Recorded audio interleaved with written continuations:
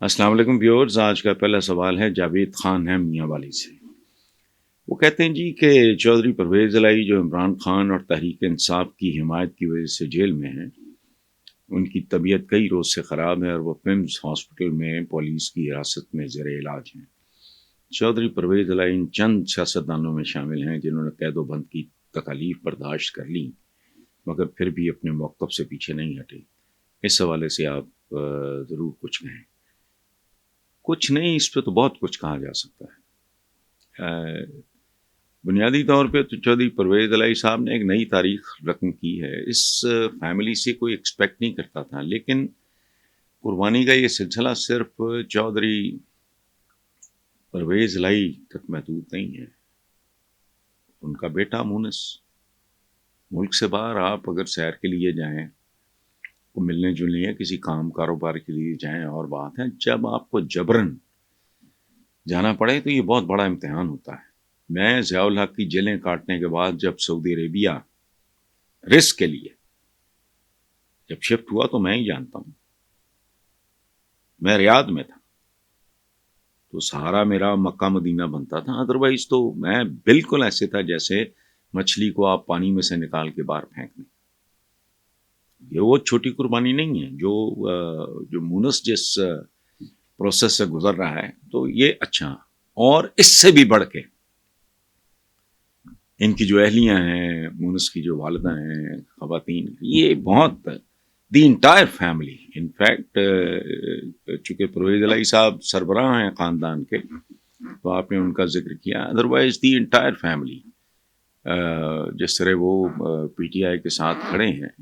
اور یاد رکھیں یہ ایک ایسا ہے کہ اگر کوئی دشمن بھی آپ کو نظر آئے اس کی عزت کرنی چاہیے، یہ تو ہمارے اپنے لوگ ہیں اور ان کا ایک بیک گراؤنڈ ہے۔ چودھری ظہور الہی سے لے کے ایک لیگیسی چلی آ رہی ہے، تو اس پہ کچھ نہیں، اس پہ بہت کچھ کہا جا سکتا ہے اور آنے والا مورخ اس پہ بہت کچھ لکھے گا۔ Thank you. نیکسٹ ہیں جی احمد علی ہیں گجرات سے۔ وہ کہتے ہیں حکومت پنجاب کو تجویز دی جا رہی ہے کہ پتنگ کی ڈور سے انسانی جانوں کے ضیاع کو روکنے کے لیے کائٹ فلائنگ ایکٹ میں دہشت گردی کی دفعات شامل کر دی جائیں۔ سوال یہ ہے کہ جب دہشت گردی کی دفعات سے دہشت گردی ختم نہیں ہوئی تو کیا پتنگ بازی ختم ہو جائے گی؟ سبحان اللہ احمد علی صاحب، ایکسلنٹ۔ اگر آپ یہ پک نہ لگاتے تو یہ بات میں کرتا۔ اس ملک میں الٹے لٹک گئے، کیا بھوک ختم ہو گئی؟ ننگ ختم ہو گئی؟ ناخواندگی ختم ہو گئی؟ کروڑوں بچہ اسکولوں سے باہر، ان سے کچھ نہیں ہونا، نہ پہلے کچھ ہوا۔ وہ یار 76 سال 40 سال یہ خاندان جو اس وقت ہے پنجاب میں اور ایک حصہ اس کا مرکز میں ہے، تو یہ اٹس ناٹ اے جوک، یہ سوال ہی نہیں پیدا۔ یہ سب دکھاوے کہ یہ آگے شیلڈ لگا دو تو فلانا کر دو، نہیں ہونا، ان سے نہیں ہونا۔ چونکہ انتظامی امور کے لیے دیانت پہلی بات ہے، پھر جینونیس، یہ صرف ووٹ بٹورنے کے لیے نہیں، جینون کام کرو۔ ابھی جی بچے باہر پڑھیں گے، غریبوں کے بچے بھی، وہ غریبوں کے بچوں کو مارو گولی، پہلے ان کو سکول تو دو، باہر جانا ہوگا تو اپنی ہک کے زور پہ چلے جائیں گے۔ بہرحال نیکسٹ ہیں جی یوسف علی لاہور سے۔ وہ کہتے ہیں آج امریکہ کا موقف سامنے آیا ہے کہ بجلی بحران سے نکلنے میں پاکستان کی ہر ممکن مدد کریں گے۔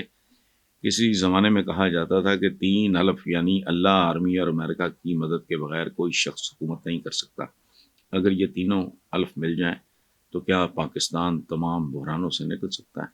نہیں نکل سکتا۔ اکو الف ترے درکار علم و بس کری ہو یار، صرف اللہ کے احکامات اور ہدایات پہ عمل کر لیں، سب کچھ ٹھیک ہو جائے گا۔